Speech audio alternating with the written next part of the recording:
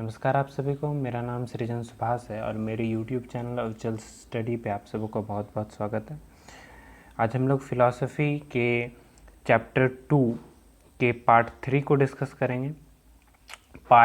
Chapter 2 के part 1 और part 2 को हम लोगों ने पहले डिस्कस कर लिया है, तो चलिए बिना टाइम वेस्ट के शुरू करते हैं।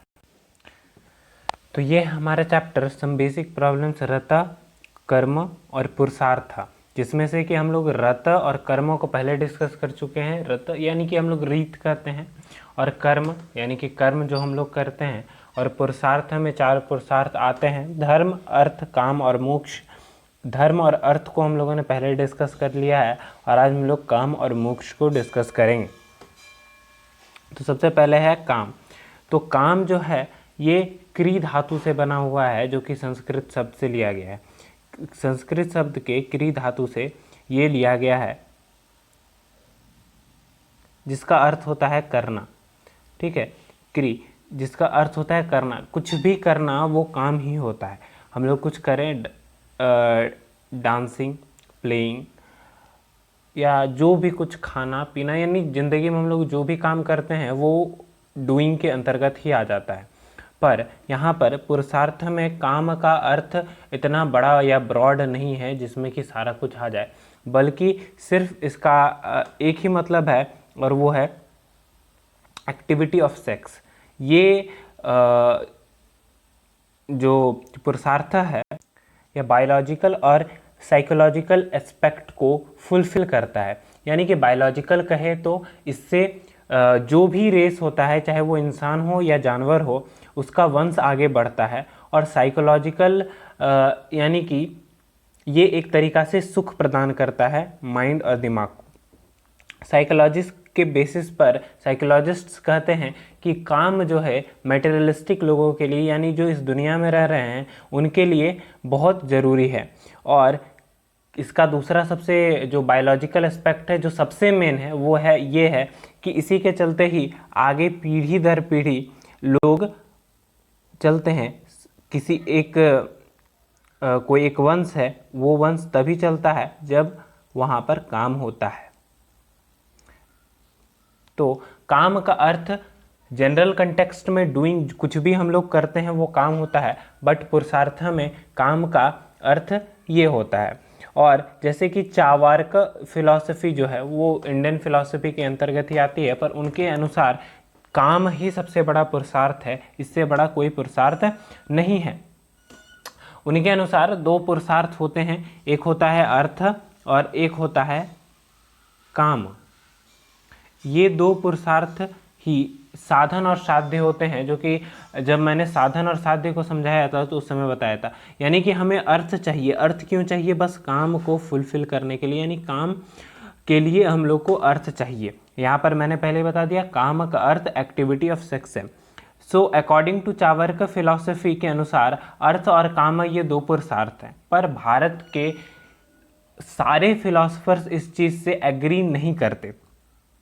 ज़्यादातर जो फिलॉसफर्स हैं उनके नोशन ऐसे नहीं हैं। ज़्यादातर फिलॉसफर्स ये एडमिट करते हैं कि जो पुरुषार्थ है, चाहे वो काम हो या अर्थ हो, भले ये सुख देता है, पर ये धर्म के अंतर्गत ही आना चाहिए, और इन सब का एम केवल मोक्ष प्राप्त करना चाहिए। क्योंकि ये दुनिया जो है सो माया है, यहाँ पर कुछ भी करना या कुछ भी अटेन करने के बारे में सोचना ये पागलपंथी है।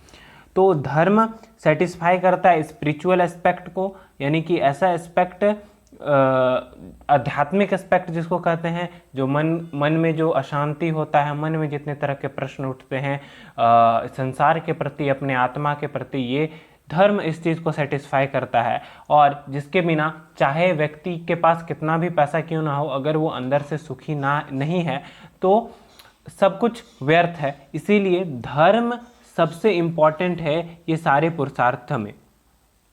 हाँ, पर ऐसा नहीं है कि धर्म ही इम्पॉर्टेंट है, बाकी सब नहीं, ये सब भी इम्पॉर्टेंट है। पर ये सारे चार्वाक भी खुद हैं, तो वो एक रूल और रेगुलेशन के अंतर्गत काम को बढ़ावा देते हैं। ठीक है, और जो भी फिलोसफर्स हैं वो धर्म के अंतर्गत ही काम को बढ़ावा देते हैं। धर्म सेटिस्फाई करता है स्पिरिचुअल एस्पेक्ट, और अर्थ जो होता है वो मटेरियलिस्टिक एस्पेक्ट यानी जो भी ज़रूरत है, जो शौक है, जो इच्छा है, वो अर्थ पूरा करता है। काम अभी हम लोगों ने पढ़ा, ये साइकोलॉजिकल और बायोलॉजिकल एस्पेक्ट को पूरा करता है। तो ये है मोक्ष। हम लोगों ने धर्म, अर्थ, काम को पढ़ लिया, अब हम लोग मोक्ष पढ़ते हैं। मोक्ष वो सीढ़ी है जो कि धर्म, अर्थ और काम, ये तीनों के जरिए जो हम लोगों को मिलता है वो होता है मोक्ष। मोक्ष क्या है? It is a complete liberation. मोक्ष एक तरीके से लिबरेट हो जाना, आज़ाद हो जाना। तो आज़ाद किस चीज़ से हो जाना? तो from cycle of birth and death. यानी अगर मैं डिटेल से बताऊं तो भगवत गीता में और बहुत सारे इंडियन फिलॉसफी में और लगभग दुनिया के बहुत सारे फिलॉसफी में ऐसा माना गया है कि हम इस शरीर को धारण करते हैं और हम भगवान के परमेश्वर के अंश हैं, यानी कि हम आत्मा हैं। और ये आत्मा जैसे पुराने वस्त्र को त्याग करके नया वस्त्र धारण करती है, ठीक उसी तरह पुराने शरीर को छोड़ करके नया शरीर धारण करती है। तो ये सिलसिला तब तक चलता रहता है जब तक व्यक्ति के कर्म और उसके बंधन रहते हैं। तो जब व्यक्ति जन्म और मरण के बंधन से छूट जाता है और परम शांति को प्राप्त कर लेता है तो उसी को मोक्ष कहते हैं। इंडियन फिलॉसफी में लगभग ये बहुत इंपॉर्टेंट है, ये सबसे हाईएस्ट प्लेस रखता है मोक्ष। क्यों? क्योंकि हर इंसान का एक ही एम होता है, वो होता है मोक्ष। लगभग 84 लाख योनि हैं और उसमें से एक योनि है मनुष्य योनि। और कोई भी जीव, कोई भी आत्मा मनुष्य योनि में आकर के ही मोक्ष प्राप्त कर सकती है। तो जो भी व्यक्ति इंसान है उसका सबसे मेन एम होता है मोक्ष प्राप्त करना, अपने आप को जन्म मरण के बंधन से छुड़ाना। ठीक है, जब आत्मा का परमात्मा से मिलन हो जाता है तो उसी को क्या बोलते हैं? मोक्ष। मोक्ष कुछ और नहीं है बल्कि हम क्या हैं ये जान लें। अभी हम लोग चारों ओर से घिरे हुए हैं। अभी अगर हमें कोई मार देता है तो वो गुस्सा आता है, हमें अपनी मम्मी पापा भाई वगैरह दोस्तों इन सब पर प्यार आता है, फिर घृणा होती है। ये अलग अलग तरह की फीलिंग्स हमारे दिमाग में फीडेड हैं, यानी कि भरी हुई हैं, जिससे कि हम अपने आप को पहचान नहीं सकते। जब हम लोग अपने अस्तित्व को, अपने रियल जो हम हैं उसको पहचान ले, अपने स्वरूप में आ जाएं, उसी को मोक्ष कहते हैं। अपने आप को आत्मा के रूप में जान लेना ही मोक्ष है। सारे तरह के डिस्ट्रक्शंस और सारे तरह के दुख का अंत हो जाना भी मोक्ष है। देखिए, दुख, दर्द, ये सब किसको होता है? ये इस शरीर को होता है। आत्मा अजन्मा है, ना उसका कभी जन्म हुआ है, ना उसका अंत है, ना उसको कोई काट सकता है, ना कोई इसको मार सकता है, ना जला सकता है, उसको कोई कुछ नहीं कर सकता। वो परम शक्ति है। ठीक है, पर कुछ फिलॉसफीज जो कि एक्सेप्शंस हैं, जैसे कि चारवाका इसको मोक्ष को एकदम एक्सेप्ट नहीं करते। मीमांसा भी मोक्ष को एक्सेप्ट नहीं करते। चार्वाका और मीमांसा ये दोनों के दोनों जो फिलॉसफी हैं ये मोक्ष को एक्सेप्ट नहीं करते। इनके लिए मौत और मोक्ष बराबर है।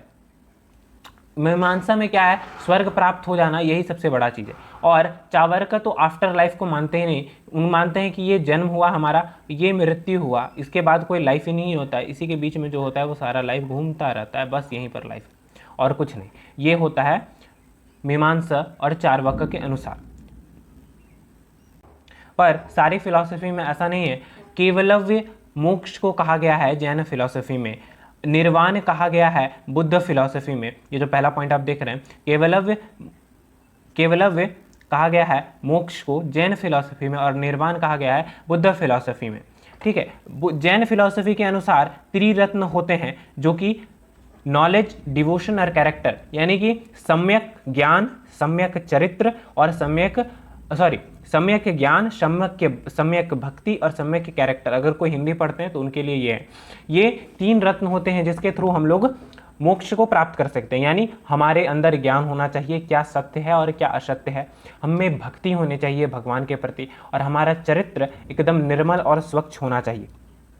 फिर योग में 8 तरीके बताए गए हैं किस चीज़ के लिए? निर्वाण के लिए या मोक्ष के लिए। यम, नियम, आसन, प्राणायाम, प्रत्याहार, धारणा, मेडिटेशन और समाधि। यम होता है अपने अहिंसा और इस तरह करके 5 व्रत होते हैं। अहिंसा, चोरी ना करना, लोभ ना करना, लालच ना करना, इस तरह करके 5 व्रत होते हैं। उन पांचों व्रत का पालन करना यम होता है, नियम होते हैं, आसन होते हैं, बैठने का पोस्चर को आसन कहते हैं, प्राणायाम, प्रत्याहार, धारणा, मेडिटेशन और समाधि जो लास्ट में लगता है ये होता है। ये 8 वे हैं। इन सब को हम डिटेल में पढ़ेंगे योग फिलॉसफी में, ठीक है। अगर अभी हम लोग इसको पढ़ने जाएं तो वीडियो लंबा हो जाएगा और ये अभी उतना कंटेंट मतलब नहीं रखता है मोक्ष से। तो हम लोगों को बस ये समझना चाहिए ये 8 फोल्ड पाथ है मोक्ष के लिए, यानी कि ये रास्ते हैं। कोई व्यक्ति अगर यम से चलता हुआ समाधि तक पहुंच जाता है तो आसानी से तो नहीं, पर समाधि के बाद उसको मोक्ष मिल जाता है।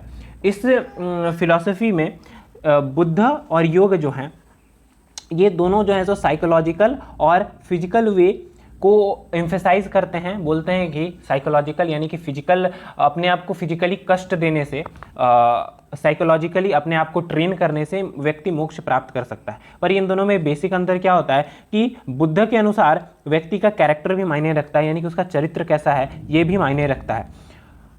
पर दोनों फिलॉसफी इस बात पे एग्री करते हैं कि हम लोगों को मेडिटेशन समाधि के बाद ही मिलता है, समाधि से पहले नहीं मिलता।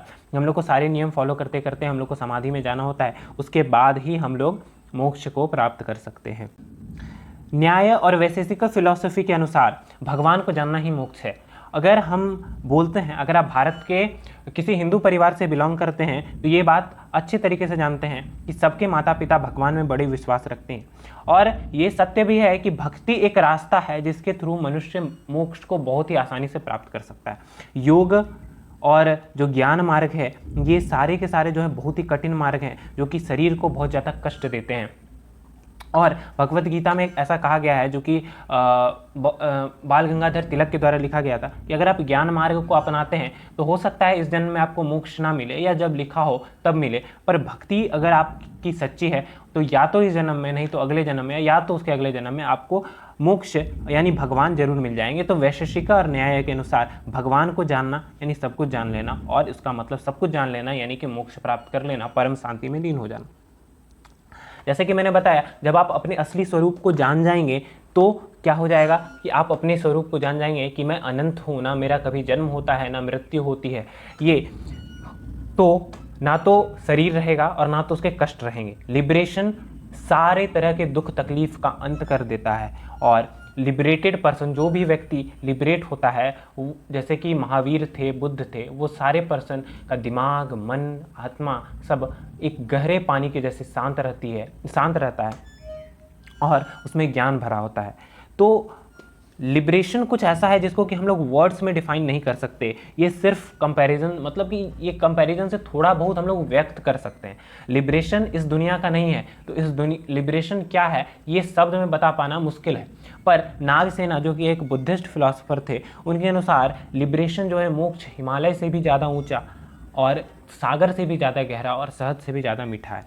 वेदांत में भी क्या कहा गया है कि भगवान के प्रति यानी भगवान परमात्मा के निकट, परमात्मा के नज़दीक जाना ही मोक्ष है।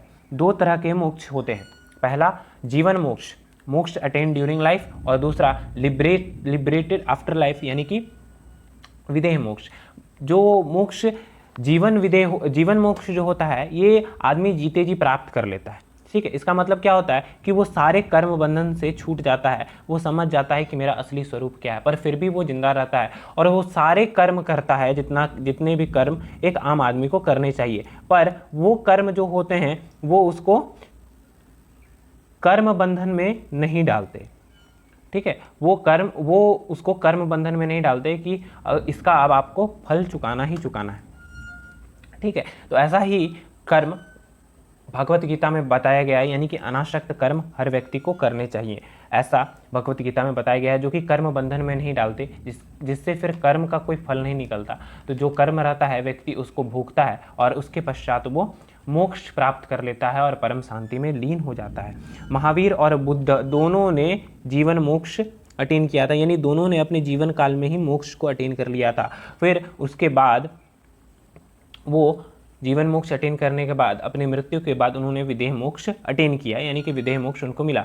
तो ये लिखा हुआ है the karma performed after the jeevan moksha did not lead to are the not subject of the bondage, this action do not led to bondages. मतलब ये बॉन्डेज में नहीं ले जाते, यानी कि बंधन में, कर्म बंधन में नहीं ले जाते। अगर आपने किसी से इस जन्म में कुछ कर्ज लिया है और फिर अगर उसको मरने से पहले आपने नहीं चुकाया तो आपको उस कर्ज को चुकाने के लिए फिर अगला जन्म लेना पड़ेगा, ठीक है। पर अगर आपने अपने आप को समर्पित कर दिया भगवान के प्रति और या आपने ज्ञान प्राप्त कर लिया तो आप समझ जाएंगे कि ये दुनिया कुछ नहीं है, ये दुनिया में सबसे परम तत्व जो होता है वो आत्मा होता है। फिर आप जो कर्म करेंगे वो केवल दूसरों की भलाई के लिए करेंगे, तो वो जो कर्म होगा वो आपको कर्म बंधन में नहीं डालेगा और फिर आप लिबरेट हो जाएंगे, ठीक है।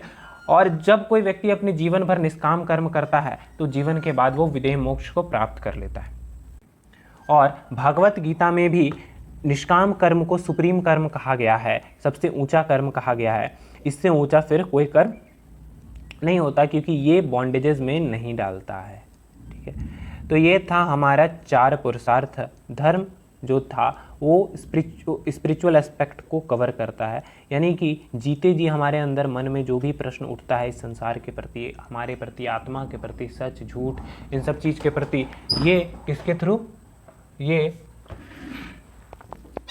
धर्म के थ्रू हम लोगों को पता चलता है। फिर अर्थ आता है जो कि मेटेरियलिस्टिक एस्पेक्ट को कवर करता है, यानी कि मेटेरियलिस्टिक एस्पेक्ट, जीवन में जितना भी कुछ ज़रूरत होता है वो सारा कुछ अर्थ के थ्रू, काम मैंने पहले ही बता दिया, बायोलॉजिकल एस्पेक्ट होता है लाइफ, जो कि बहुत सारे फिलॉसफी के अनुसार सबसे बड़ा सुख माना गया है। और जो व्यक्ति फिलॉसफीज नहीं जानते उनके अनुसार तो यही सबसे बड़ा सुख होता है जो काम होता है, जो भी मटेरियलिस्टिक लोग होते हैं उनके लिए।